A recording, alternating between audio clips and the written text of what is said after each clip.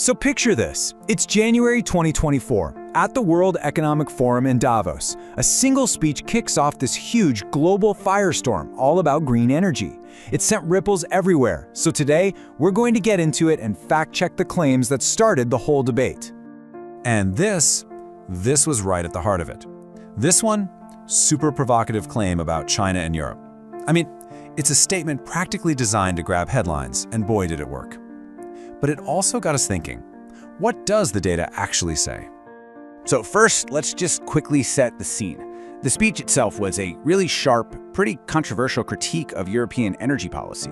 It basically painted the continent's entire green strategy as a massive mistake, and that, right there, set the stage for a major fact-checking effort. Okay, so to really get to the bottom of all this, we need to break down the three big claims that were made. Let's lay them all out nice and clear. So here they are, the three core arguments. First, that wind turbines are just a bad investment, that they're ineffective and actually damage the economy. Second, this idea that China is basically tricking other countries into buying them. And third, that Europe's green policies are like a self-inflicted economic wound. All right, now for the fun part, the reality check. Let's move past all the rhetoric, all the noise, and just dive straight into the data to see how these claims actually hold up. Let's start with that first huge claim about China. The accusation, right, is that they're building all these wind turbines, but they're not actually using them themselves. Is there any truth to that? Well, the data tells a completely different story. On one side, you have the claim that China only exports these things. But on the other, you have the reality. China isn't just selling turbines. It is, by a long shot, the world's biggest user of wind energy. And just to give you a sense of the sheer scale we're talking about, look at this number. By 2024, China had 521 gigawatts of installed wind capacity. Now, to put that into perspective for you, that is more than double the entire capacity of the United States. This isn't just dabbling in wind power. This is a massive, massive national commitment. Okay, let's pivot to that second major claim, that Europe's green policies are some kind of economic scam. Is that what's really going on? Is it just a huge drain on the economy? You know, the data really points in a very different direction. Far from being an economic drain, the renewable energy sector in the EU supported over 2 million jobs in 2024. That kind of reframes this whole industry, doesn't it? Not as a burden, but as a major engine for employment. So you see, it's not just a simple cost. These investments create a whole economic cycle, from manufacturing and installation to maintenance and growth. The wind industry alone employs hundreds of thousands of people, which makes it a really vital part of the European economy. And that brings us to the final claim, and it's one you hear all the time. Does all this investment in renewables just mean that you and I end up paying more for electricity?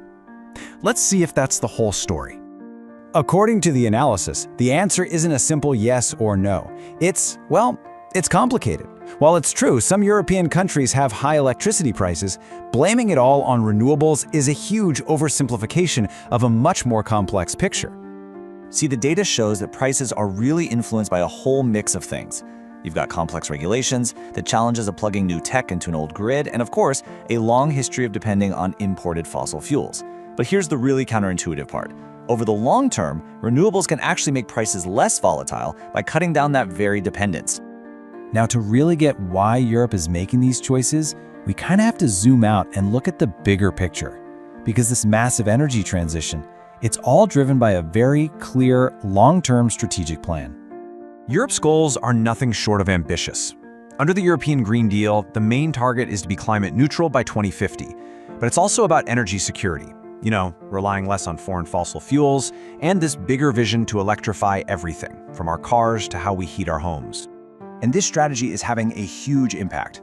The source material highlights this major tipping point. In 2025, for the very first time in history, renewables like wind and solar generated more electricity in the EU than all fossil fuels combined.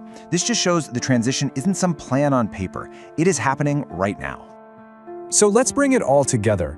When we put the political claims made at Davos right next to the data from our source, what are the key takeaways? What's the bottom line? Okay, here's the final breakdown. The claim, China only sells turbines. The source's finding? Actually, it's the world's largest user of wind power. The claim, green energy, is a scam.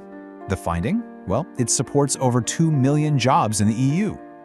And the claim, Europe's policies are failing. The finding? In 2025, renewables officially surpassed fossil fuels.